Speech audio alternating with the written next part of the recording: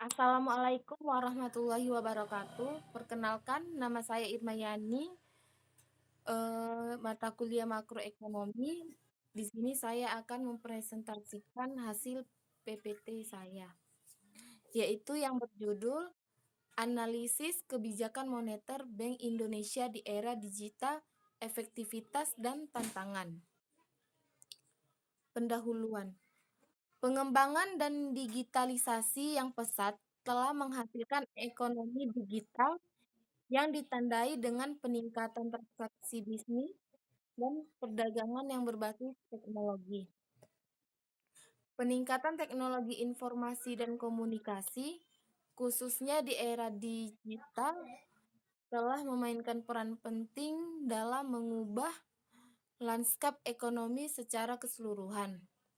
Tidak hanya transformasi digital, mengubah cara kita berinteraksi dan berbicara satu sama lain, tetapi juga mengubah ekonomi dan sistem negara.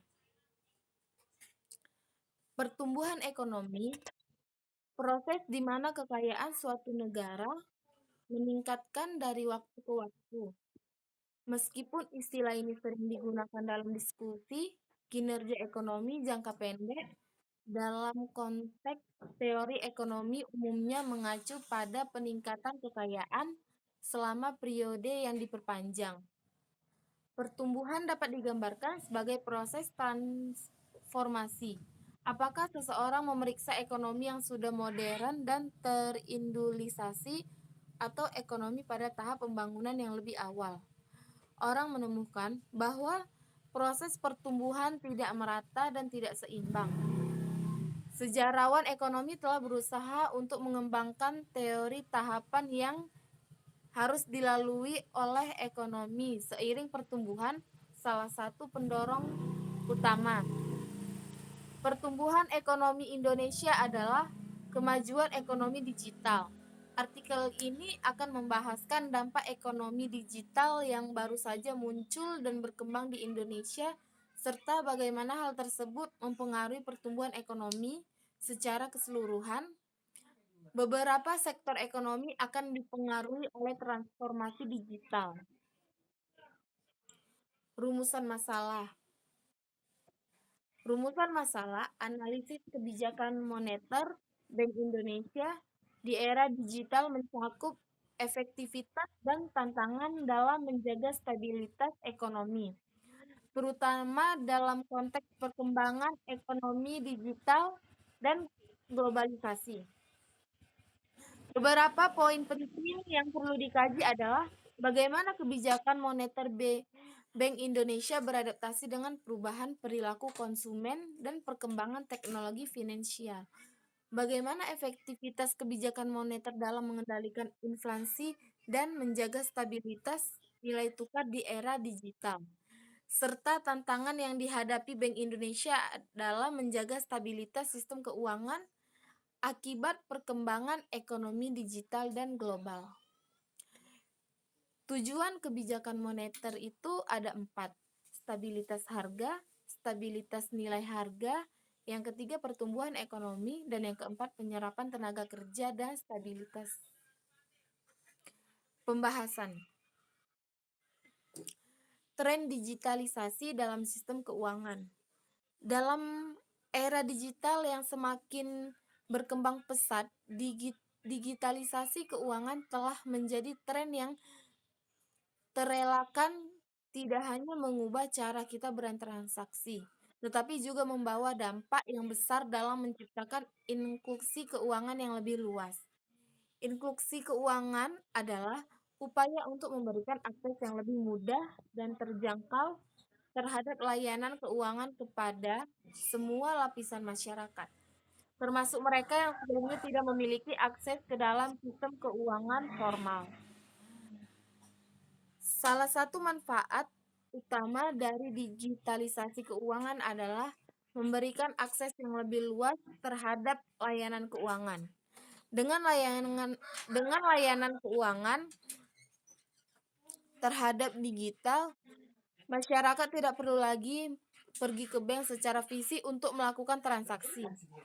Masyarakat dapat melakukan transfer uang, membayar tagihan, atau bahkan mengelola investasi melalui aplikasi mobile. Ini memudahkan masyarakat berada di daerah terpencil terhubung dengan layanan keuangan. Selain itu, digitalisasi keuangan juga membuka peluang baru bagi masyarakat dalam mengembangkan usaha dan mengelola keuangan secara efisien. Dengan adanya platform keuangan digital, dapat mengakses berbagai produksi dan layanan keuangan dengan mudah. Namun, digitalisasi keuangan juga membawa tantangan tersendiri. Salah satunya adalah masalah keamanan dan privasi data. Dalam menghadapi resiko keamanan ini, penting bagi masyarakat untuk memilih penyediaan layanan keuangan digitalisasi yang terpercaya. Dalam era digitalisasi yang terus berkembang, transformasi keuangan menjadi suatu keharusan bagi masyarakat dengan terjangkau oleh sistem keuangan formal. Masyarakat dapat berperan sebagai jembatan antara teknologi keuangan dan masyarakat. Peluang transformasi digital bank sentral. Transformasi digital juga memungkinkan bank sentral untuk mengumpulkan, menganalisis, dan memanfaatkan data dengan lebih efektif. Alat analitik canggih dan big data memungkinkan analisis ekonomi dan keuangan yang lebih mendalam, mendeteksi pola dan tren yang mungkin terlewatkan dengan metode konvensional, serta membuat keputusan yang lebih informatif.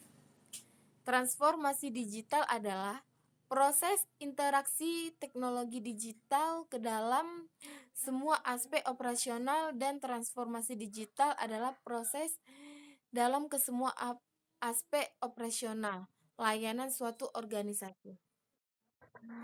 Bank sentral transformasi digital menawarkan berbagai peluang signifikan untuk meningkatkan efisiensi, transparan, dan keamanan dalam menjalankan tugas dan fungsi. Apa saja tantangan transformasi digital Bank Sentral Indonesia?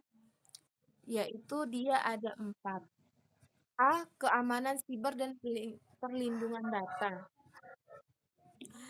Transformasi digital pada bank sentral merupakan langkah strategis untuk menghadapi tuntutan zaman modern yang semakin terhubung dan bergerak cepat. Dalam konteks ini, bank sentral mengadopsi teknologi informasi dan komunikasi secara luas untuk meningkatkan efisiensi operasional, meningkatkan transparansi, dan merespon dinamika pasar keuangan global dengan lebih cepat dan akurat.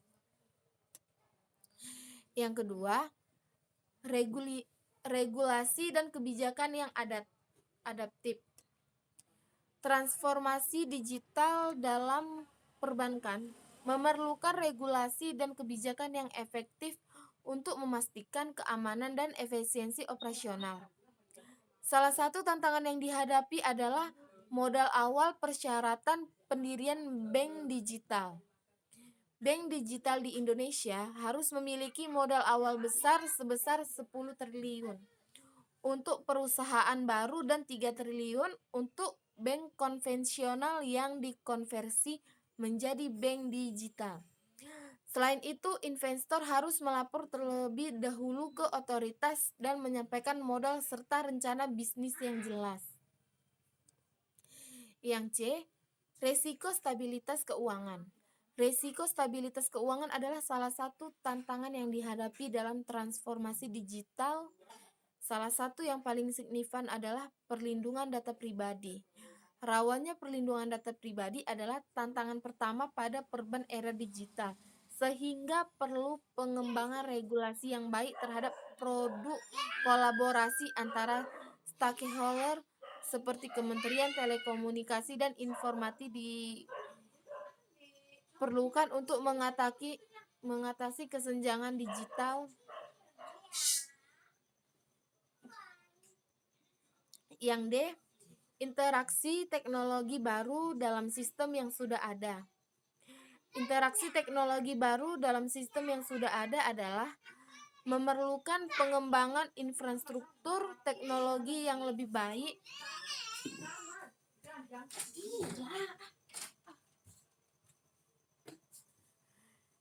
Dengan demikian, interaksi teknologi baru adalah sistem yang sudah ada memerlukan pembangunan infrastruktur teknologi yang lebih baik dan penggunaan teknologi yang lebih modern.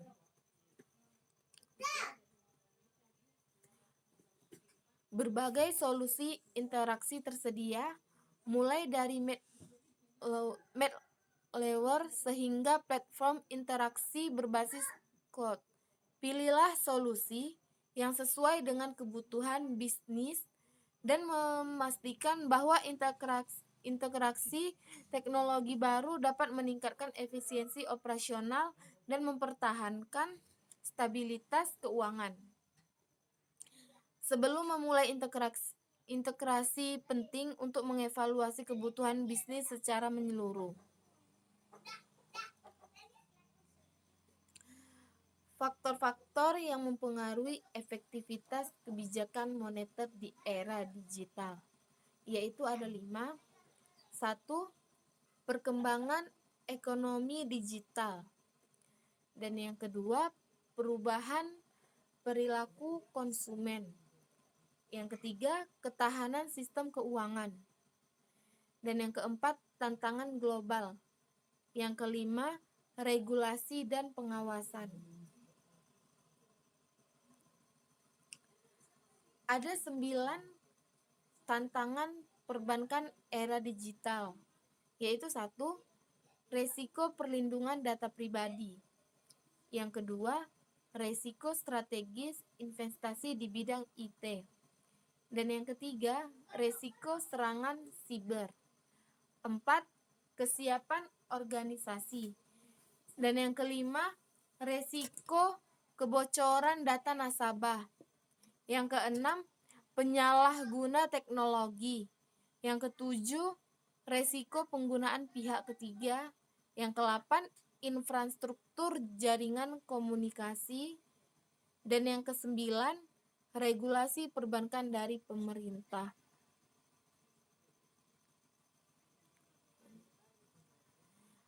Pentingnya infrastruktur IT untuk mendukung transformasi digital.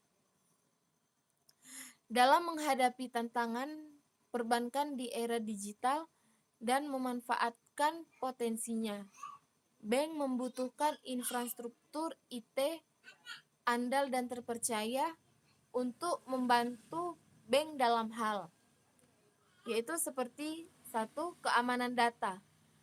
Sistem perlindungan terhadap ancaman siber seperti peretasan dan kebocoran data nasabah.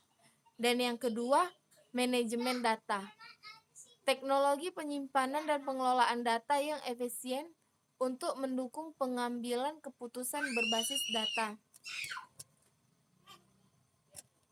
Yang ketiga, perangkat lunak dan keras terintegrasi. Sistem operasional yang mendukung proses layanan perbankan secara end-to-end. Terus yang keempat, kompatibilitas dengan teknologi baru. Infrastruktur yang mampu beradaptasi dengan teknologi baru seperti cloud computing dan API untuk mendukung kolaborasi dengan fintech dan layanan pihak ketiga. Dengan infrastruktur IT yang solid, bank dapat meningkatkan efisiensi, memperkuat keamanan, dan memberikan layanan yang lebih baik kepada nasabah.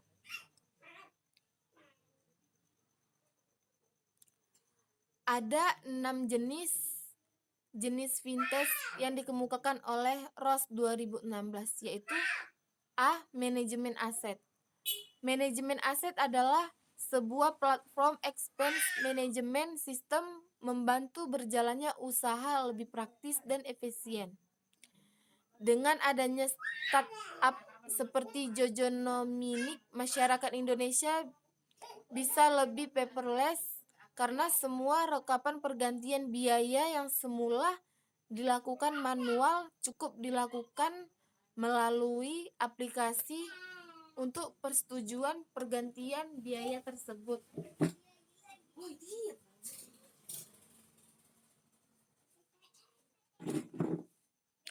Yang B, crowdfunding. Funding adalah startup yang menyediakan platform penggalangan dana untuk disalurkan kembali kepada orang-orang yang membutuhkan, seperti korban bencana alam, korban perang. Yang E, money atau uang elektronik. Sebagaimana namanya adalah uang yang dikemas ke dalam dunia digital sehingga dapat dikatakan dompet elektronik.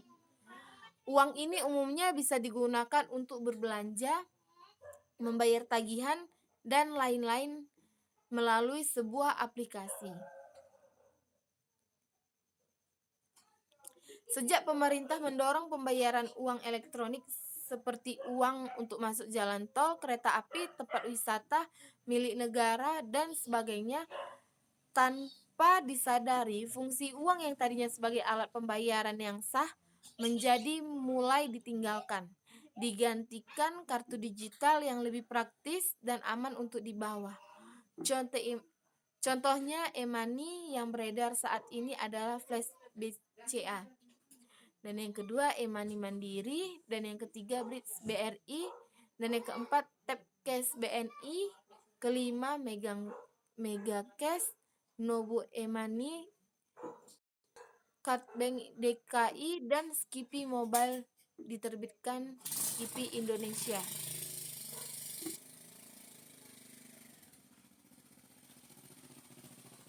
Yang D adalah insuren.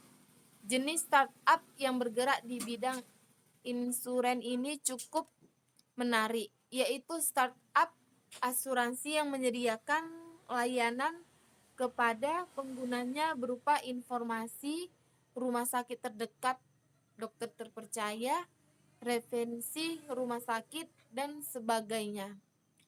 Contoh HI Oscar Cam yaitu startup yang dibangun dengan tujuan untuk memberikan cara yang sederhana,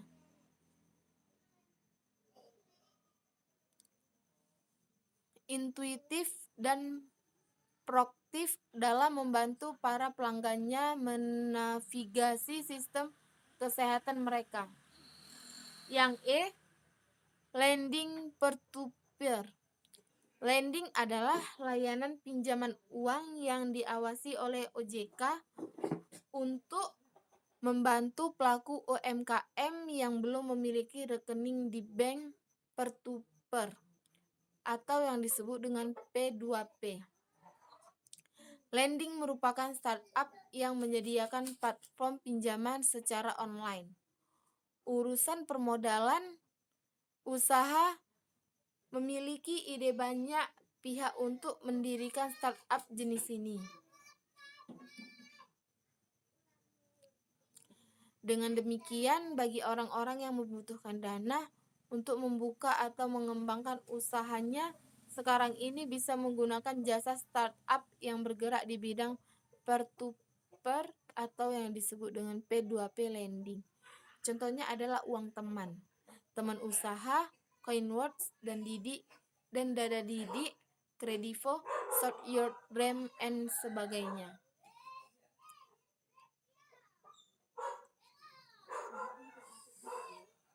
Yang F adalah e-wallet. E-wallet sebenarnya juga termasuk dalam kategori e-money. Bedanya e-money menggunakan teknologi berbasis chip yang ditanamkan pada kartu. Dengan bentuknya sebagai kartu e-money menjadi lebih populer karena secara fisik masih bisa dipegang sehingga mudah untuk digunakan sekaligus secara psikologis. Pemiliknya merasa ternyaman, sementara e-wallet menggunakan teknologi berbasis server. Penggunaan e-wallet saat ini lebih banyak untuk belanja online, belanja di area retail, offline, pembelian pulsa telepon, token listrik, tagihan BPJS, dan sebagainya.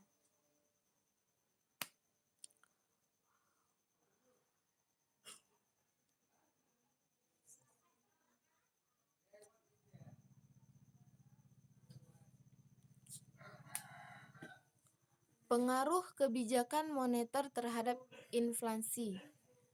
Kebijakan moneter sesuai dengan namanya merujuk pada suatu struktur yang memiliki kewenangan untuk menetapkan suku bunga dan mengatur jumlah uang yang beredar. Penyesuaian suku bunga atau memainkan peran kunci dalam mengendalikan inflasi.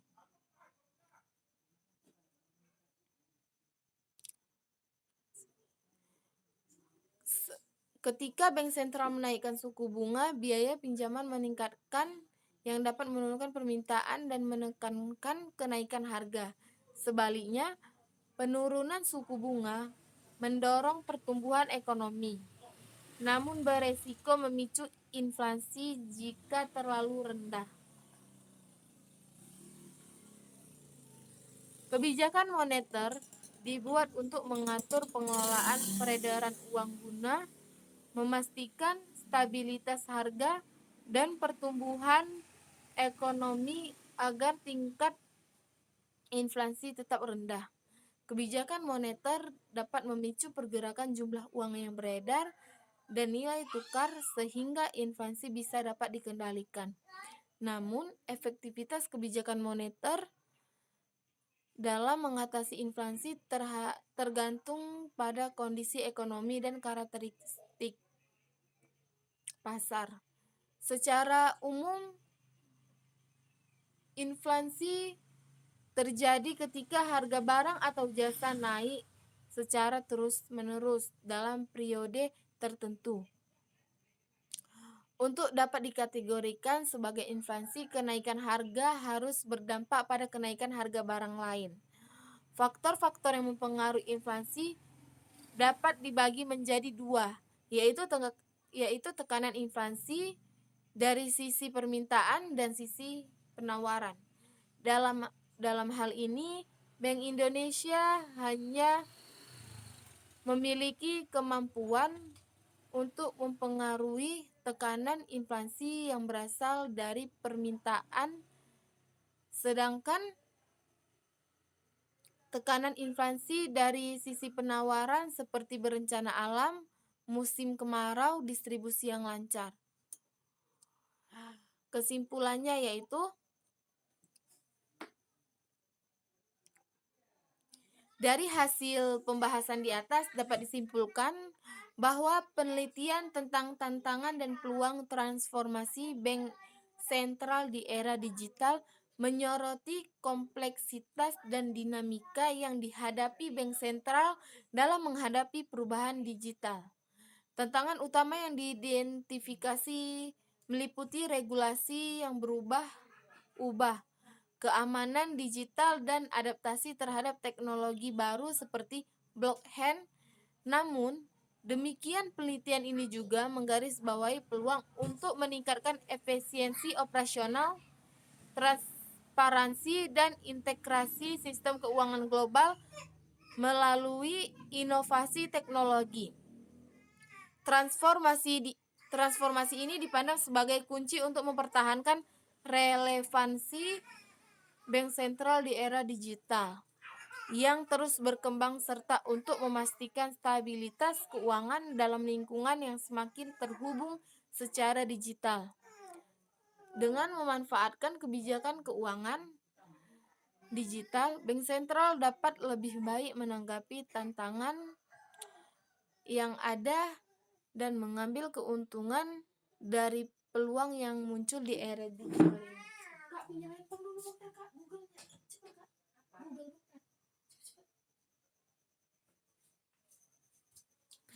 Buat teman-teman, dari hasil PPT yang saya tampilkan, apakah teman-teman ada yang ingin bertanya?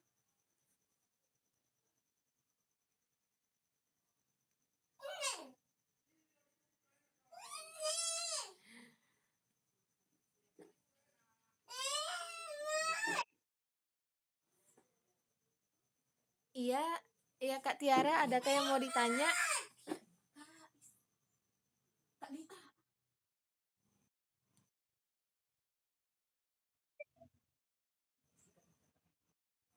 Iya. Coba jelaskan, coba jelaskan. Iya, dalam pembayaran. Terus Kak, itu aja. Coba jelaskan peran Indonesia dalam pembayaran.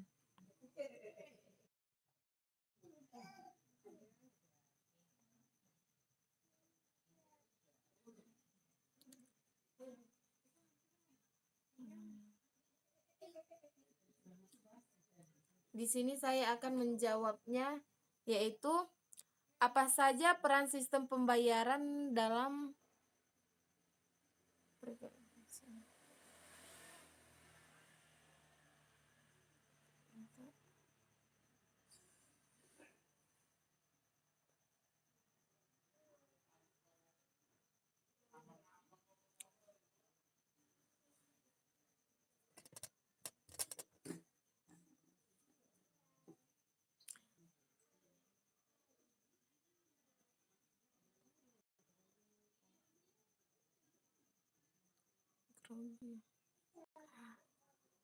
Kak, boleh diulangkan tadi soalnya, jelaskan bagaimana.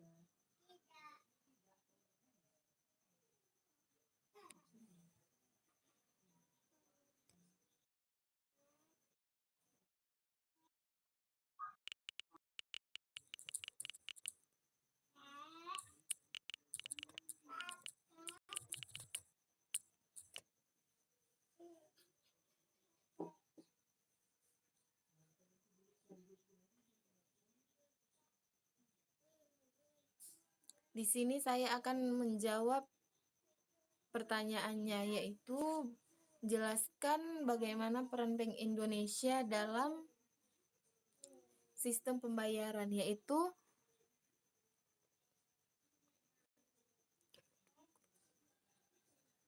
latinnya.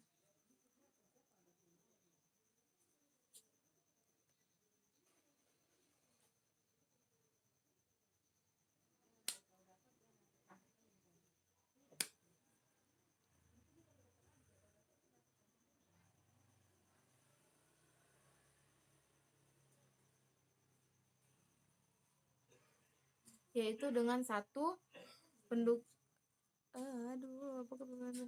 sistem pembayaran Indonesia secara garis besar.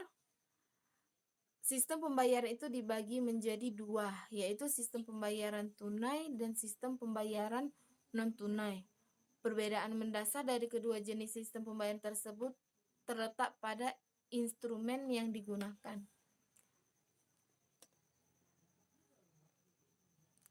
Adakah teman-teman yang lain ingin bertanya? Kak Cika?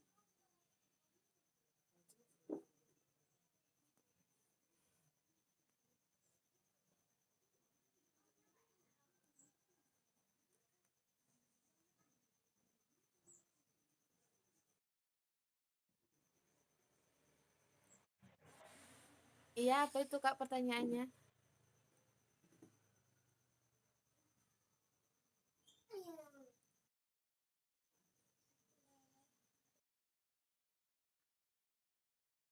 Apa yang dimaksud dengan bank sentral? Baik, saya akan menjawab pertanyaan dari Kak Cika. Apa yang dimaksud dengan bank sentral? Bank sentral adalah suatu lembaga.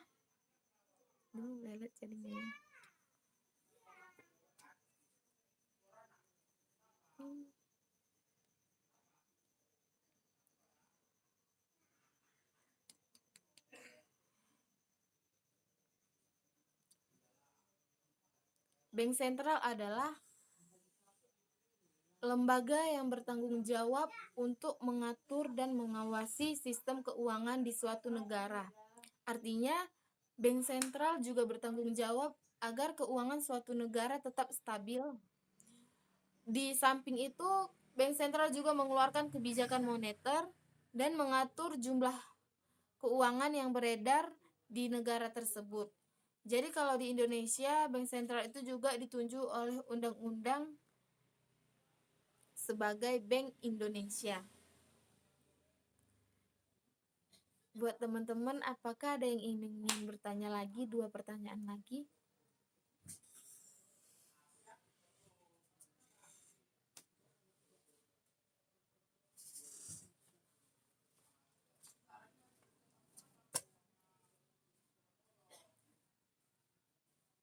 Apakah ada yang ingin bertanya lagi, teman-teman?